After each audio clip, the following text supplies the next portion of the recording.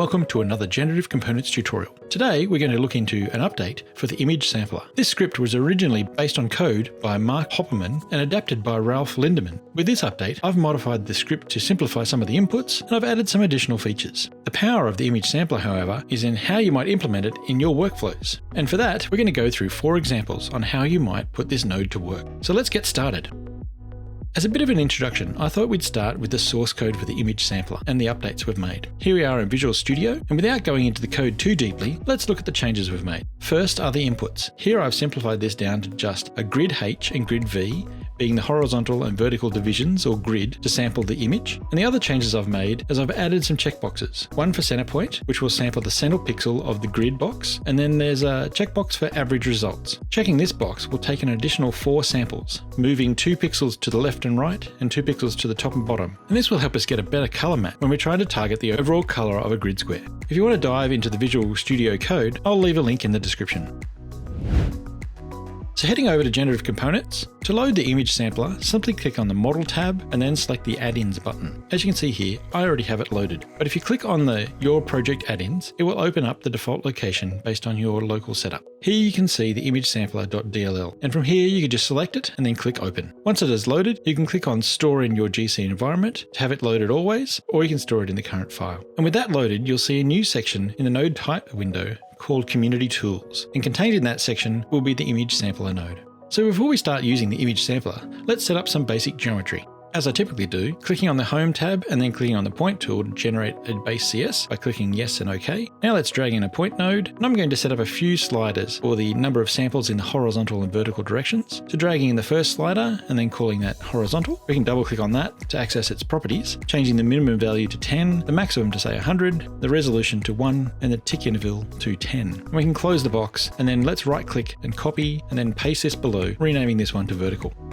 Now if we drag in the image sampler node, we can link up the horizontal and vertical sliders that we just made to the inputs for grid H and grid V. And for the input for the image path, I have an image called Hawaii.jpg, and we can put that inside quotation marks. And for this, the image needs to be located in the same folder as the DGN file. With that, this node takes a couple of seconds to analyze the image, and if we go to the outputs and pin out all the values, you can see we have R, G, B, grayscale, width, and height. If we add this node to the watches dialog, we can see each of the outputs have 10 groups, each with 10 results, matching the values from our sliders. The other outputs of interest are the width and height, which we could use to set up some of our point nodes. So let's close this watch dialog and work on the point 1 inputs. For the X and Y input, we can start with a series. So we start with series, open brackets, and then 0, comma, and then we're going to use image sampler 1 dot width, and I'm going to times this by 10, as I'd like it to be scaled up a little bit, as my design file is in millimeters. And then we can add a comma, and then we can type in image sampler 1 dot width times 10 again, and then divide by horizontal, which is our horizontal slider. And then we can close brackets. And this will do the required maths for us to work out the steps for the series based on the horizontal slider divisions and the image width. And you can see here we have a series of points appearing in the X direction. In a similar way, we can set up the Y input by copying the X input and changing the width to height and the horizontal to the vertical. This results in a diagonal line of points. So let's right click on the point node and we can select Switch Replication Style, and we'll get a full grid of points.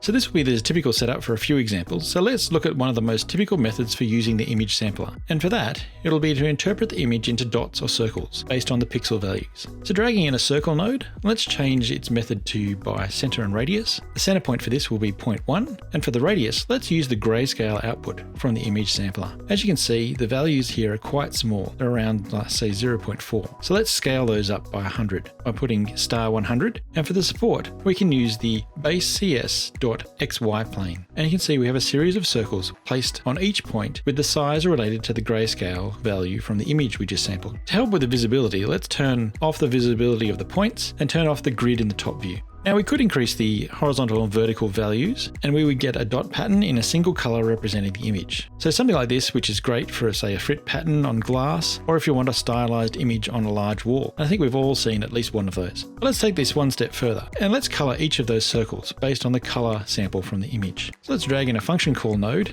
and by clicking on the 3 horizontal lines, we can say yes to create a custom function. I'll just delete the word void, and we can start writing the inputs. As I'm not sure on how the image sampler handles information, let's be safe and start with an object and call it red, then a comma, and we can do similar inputs for green and blue. So to start the function, I like to set up the output for the function, which will be a color, and I'm going to call that myColorArray, and then equals, open and close curly brackets, and a semicolon. Now we need to start the first loop. So we can type in 4 and we can tap tab a couple of times to autofill the line. And for the count, I'm going to use red.count with a capital C, as the RGB values all have the same number of items. I'll just indent this a bit so it's a bit easier to read. And then we can set up a list variable. So this will also be a color, and I will call it myColorList equals open and close curly brackets with a semicolon. And then we can start the second loop to access the individual items of our array. So again, we start with a 4 and tap tab a couple of times to autofill out this line. And this time we will change the I to J, and it'll auto change the other ones for us. And this time for the count, we'll use red and in square brackets I dot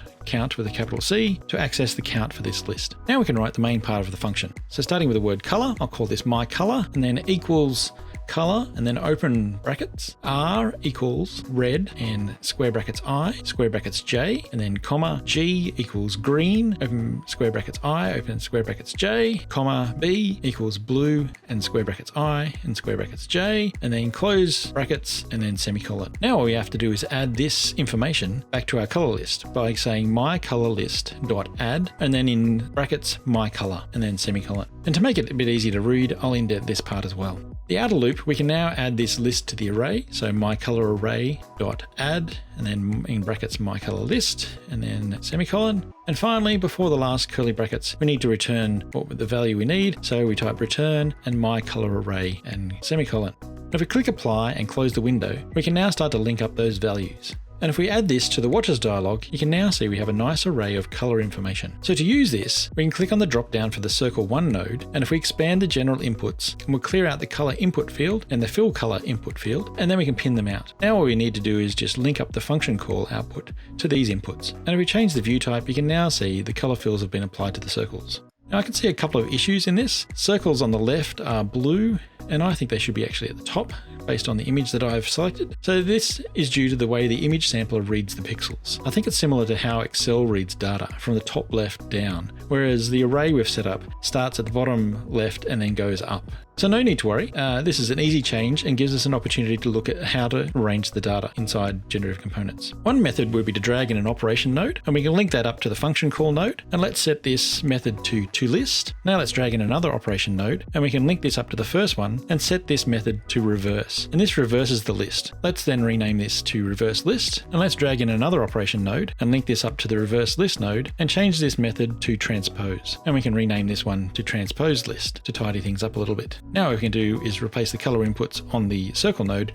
with this transpose list, and now we can see the blue dots have moved towards the top where they should be. Now we do need to do the same change to the radius inputs, but as an alternative to using, say, the operation nodes, we can actually change this inline. So let's change this to imagesampler1.grayscale.reverse with open and close brackets, and then .transpose with open and close brackets, and then just *100 to scale the values up. This will do the same process as those operation nodes, and the only item to remember is just to put the open and close brackets after the reverse and transpose. So with all the hard work done, if we change the view to a wireframe and look closely, you can see maybe the start of an image, or maybe not. So let's select the image sampler and the point node and right click and say defer update. Now we can change the horizontal and vertical numbers to 100 without the nodes updating while we're dragging the values or after we've adjusted just one of them. Now we have to select those nodes again and just turn off the defer update, and then we have to wait a bit for this to update. And this took about 8 minutes, I think, on my laptop, but there's about 10,000 circles. And there it is, my sunset scene from Hawaii. So zooming in, you can see they adjust size, with the brightest colors in the image being the largest dots. And they are all colored based on the samples taken from that one image.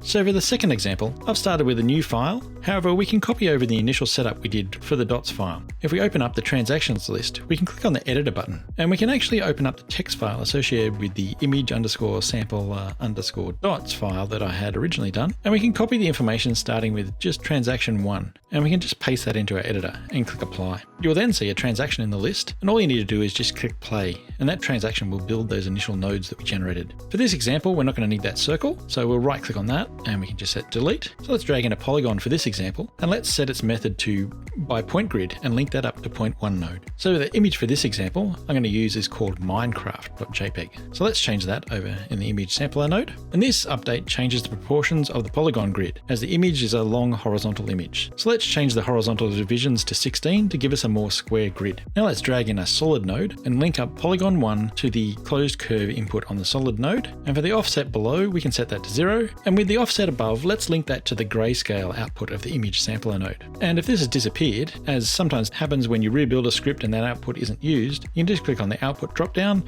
and pin it out again. So let's link that up, and let's say the grayscale values are a bit small, so let's times that by 1000. And if we rotate the view, you can now see we have some of the polygons that have been extruded, but not all of them. And this is due to the same reason we had in the last file, where the order of the values are being read from a different direction. So that's an easy fix, and as last time, we can just put in a dot reverse, open and close brackets, dot transpose, open and close brackets after the grayscale, and we can put it back in that times 1000 at the end. Now you can see all the polygons have been extruded based on the grayscale values. Now that looks pretty interesting, but it'd be better if it was in color. If we expand the general inputs and we'll clear out the color input field, we can link this up to the function call we created previously, and we can see some colors have appeared. Just need to add the dot reverse and dot transpose, and we can see we have the correct layout for an earth block in Minecraft. An area we haven't looked at yet is the other options for the image sampler. So let's click on the drop down, and you can see we have center point, which is enabled by default. Then we have the other checkbox, which is average results, to take an average of the 5 pixels at the center. So let's click on that to get a better color match. This takes a few seconds, and you can see it's just updated the color slightly. It has a better representation of the original image. So for the next example, let's look at how to incorporate a hand sketch into this workflow. So starting with a similar set of nodes as we have in previous examples, let's change the image name for this to facade-crop.jpg. Let's drag in a line node and change this method to by start point, direction, and length, and link this start point up to the base CS. The direction for this can be base CS.xDirection, and for the length, let's link that to the image sampler width output. And the line is a bit short because it's around 2000 based on the pixel count, so let's times that by 10. Now let's drag in a point node and change its method to by number along curve, and the curve can be the line we just created, and for the number it can be linked up to the horizontal slider. Dragging in a new line node, let's change its method to by start point, direction, and length again, and we can link the start point for this up to point 1 node. The direction will be the base cs.z direction this time, and for the length let's use the image sampler.height, and let's times that by 10 as well. Now we have the framework, let's drag in a new point node and set up a number along curve again, and then link this up to the line 2 node, and for the number of points we'll take the vertical slider. Now this setup is to generate a series of blades that might twist or rotate based on a hand sketch we've done. Now this image is not going to win any awards, but will give you some inspiration on how to use the image sampler in a different way. To get our blades to rotate, let's drag in a coordinate system node and change its method to by origin rotation about coordinate system. And for the origin, let's link that up to point 2. For the rotation axis, let's set that to Z. And for the rotation, let's link that up to the grayscale output from the image sampler. And if we look at those values, you can see here there are numbers that are close to 1, which would be white on the page, but they read at 0.992, so they're not quite white, and that's probably because of my scan. So if we link up the rotation to the grayscales, I'll multiply this by 90 to get a rotation between 0 and 90. Now if we wanted to keep those rotations at 90 degrees, those values of 0.992, we could write some if statements in here, or we could do a bit of rounding, but for this example we'll just use them slightly off 90 degrees. But you can give that a try later on. So looking at the results, the image is being read vertically rather than horizontal, which is similar to the results we've had before, and I wanted this to be horizontal, so let's use the dot transpose and open and close brackets to the rotation input. Now you can see the coordinate systems have been rotated in a pattern that more resembles that image that we had. So for the blades, let's quickly create a series of lines, starting with one line by midpoint, direction, and length, and then setting up some other lines by start point, direction, and length. And I'll include some variables for blade width and blade thickness to control the blade dimensions. And the key with this is to use the new coordinate systems that we set up as the directions. So with the lines created, let's drag in a curve node, link up all those lines using a composite curve method. And finally, if we drag in a B-spline surface node and set this to loft curves, you can see we have some twisting blades. And I must say, it didn't do a great job. So I tried increasing the horizontal divisions to see what it looked like, and that did make it look slightly better, but slowed things down a lot. So I selected the majority of of the nodes and turned off their visibility, which helped a lot. So now looking at the model, it was a bit better, but I increased the number again, but it's still not what I intended. So what I did was I went back to Photoshop and I did a quick blur on the image to try and smooth out my rough pencil sketch. And so here you can see it here. So let's change the file name over to facade-blur.jpg. And now you can see it's a much better result. The blades are twisting and providing that movement I intended across that quick sketch. Now we can go in and adjust the maths behind the rotation, and the way the blades are twisting is not perfect, but that can be for another time. But for this example, you can see how a simple sketch could drive facade geometry.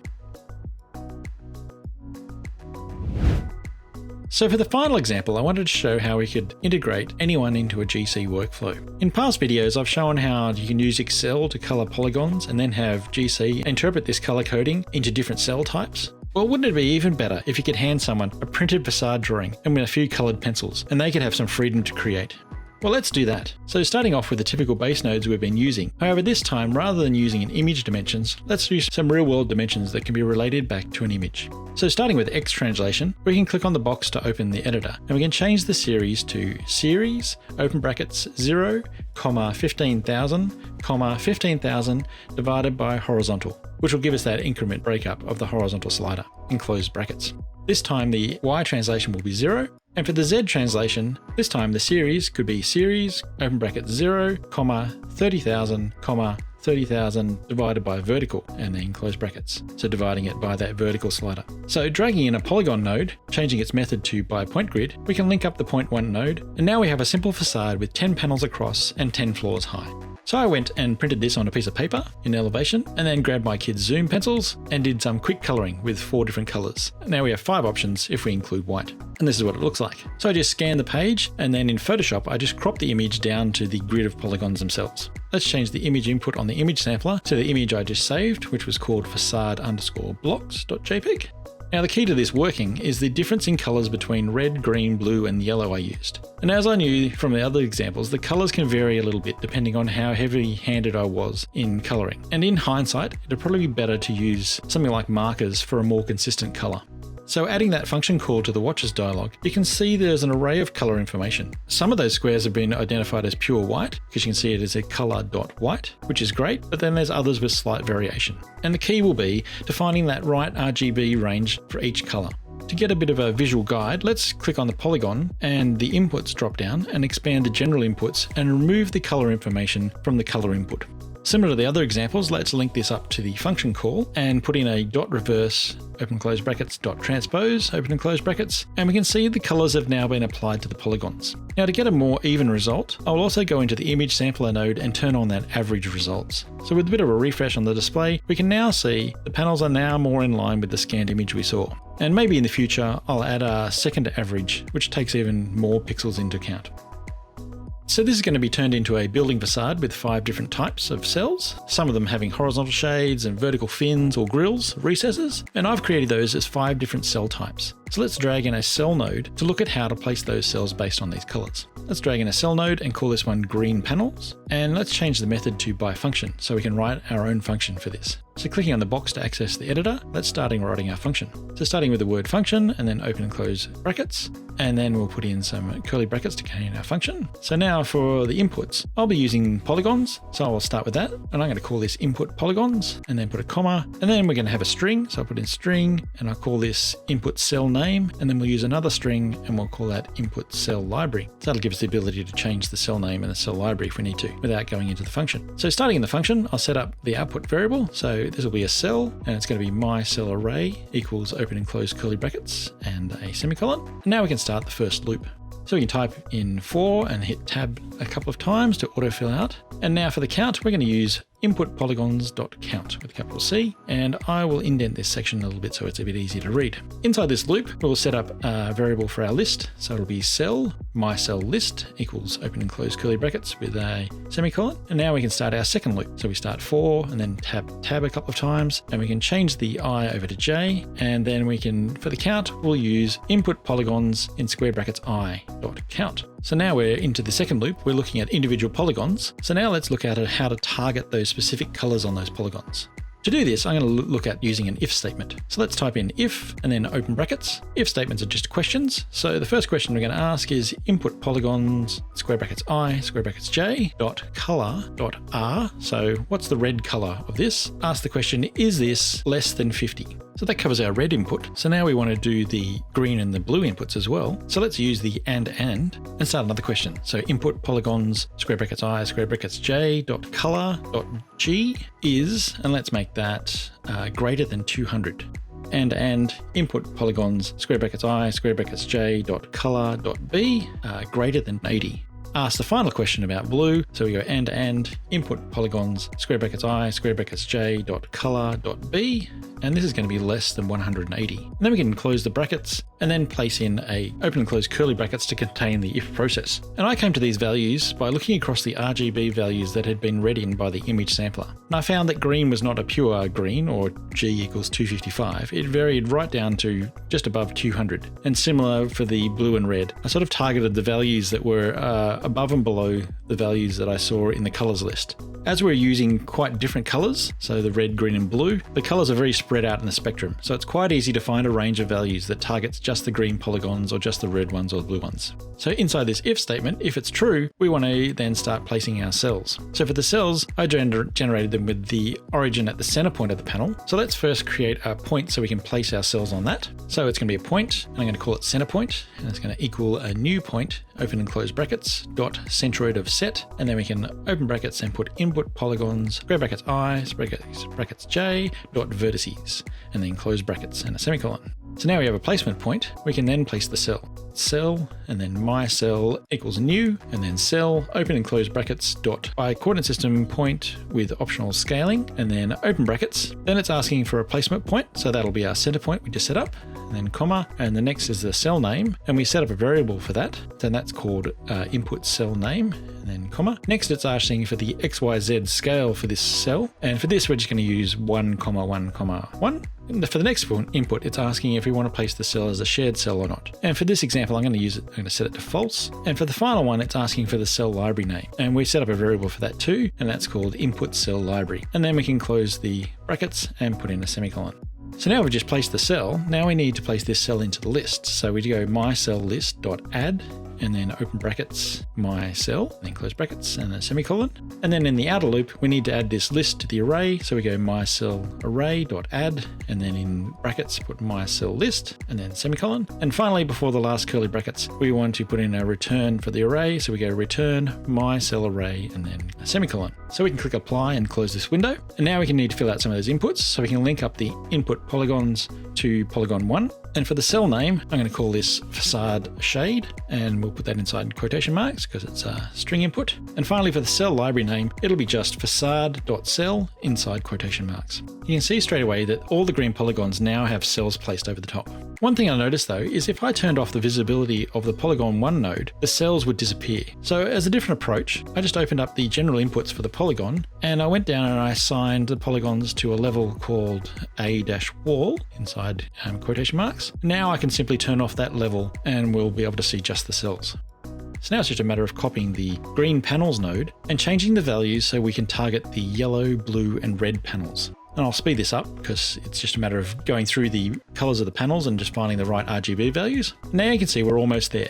Now with the white polygons, it's a little bit different. So let's place another copy of the cell node and look at the function. So the colors for the white polygons are not described only as RGB values, but some of them are color.white. So to target this option, we need to adjust the if questions a little bit. So first, we can use the same questions as we did before, asking each if the RGB value is greater than, say, 220. And we can place this whole section inside some brackets. Now let's place two vertical lines, which has the meaning of or.